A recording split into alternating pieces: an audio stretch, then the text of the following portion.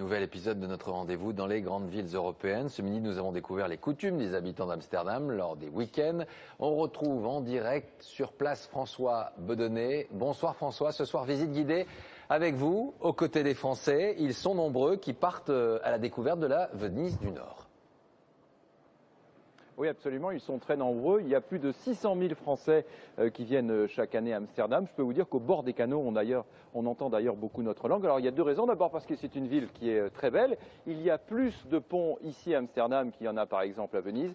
Et puis deuxièmement, c'est également pour le côté transgressif avec ces coffee shops qui sont célèbres. Amsterdam a donc deux visages. Regardez le reportage que nous avons réalisé avec Frédéric Furnémont et Hervé Verloès.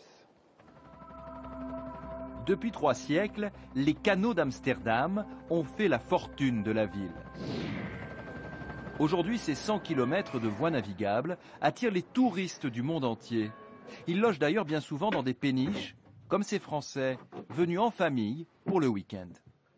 J'ai jamais aussi bien dormi, je crois. Ça fait très longtemps que j'avais pas aussi bien dormi, un sommeil de plomb. Et c'était très très calme, très agréable. Et leur programme s'annonce la maison d'Anne Frank. Bien chargé. On aime voir les canaux, faire de la bicyclette. Donc on a trouvé que c'était bien. La peinture, il y a beaucoup de musées. Voilà. Pour les visiteurs d'un jour à Amsterdam, le vélo-taxi est devenu très populaire. Et dans une ville où la bicyclette est reine, elle est le meilleur moyen pour se rendre au Rijksmuseum. Une cathédrale laïque, un musée gigantesque qui vient de rouvrir au public après 10 années de restauration. La laitière de Vermeer y côtoie des Rembrandt et un autoportrait de Van Gogh. Le siècle d'or des Pays-Bas est l'équivalent d'un Louvre du nord de l'Europe. Je n'ai pas vu tous les musées du monde, mais en tout cas, il est vraiment magnifique.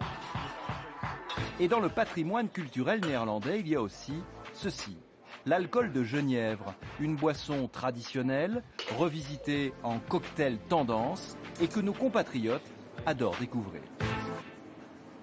On va déjà en importer pour notre consommation personnelle. Et le faire découvrir en France, Voilà. donc sous d'autres formes que l'alcool pur sans cocktail, quoi. Une plongée dans le labyrinthe d'Amsterdam, la ville aux 1300 ponts, passe aussi nécessairement par une immersion dans ces jolis marchés colorés. Dans le pays où l'on cultive le plus de fleurs au monde, les Français apprécient leur petit prix, C'est quand même moins cher que par chez nous. ainsi que l'immense variété de fromages, comme ce gouda au poivre, à la moutarde ou au gingembre. C'est un peu sucré, c'est un peu drôle, ouais. Un peu surprenant. Mais ce qui nous surprend le plus, nous Français, c'est cette passion que nourrissent les Néerlandais pour le hareng cru. Ce guide explique à des touristes qu'il faut le manger tête renversée. Je sens que c'est des produits de la mer en tout cas. Le poisson cru, spécial. Hein. Pas mal, mais c'est assez fort quand même. Bon, si je me lève le matin, j'aimerais pas avoir ça dans mon assiette. Hein. Mais bon, Soyons honnêtes, beaucoup de Français viennent à Amsterdam, pas seulement pour sa culture, mais aussi pour son quartier rouge. Ici, la prostitution est légale. Le soir venu, elle s'affiche sans complexe dans les vitrines du centre historique. Et dans les coffee shops, ces bars où l'on fume du cannabis et de la marijuana, les clients sont bien souvent français. Il y a la musique, on peut boire un coup, on peut se désaltérer. Et parce que c'est illégal ailleurs, quoi, aussi. Ouais, non, ici c'est plus tranquille, c'est légal, donc c'est ça, ouais.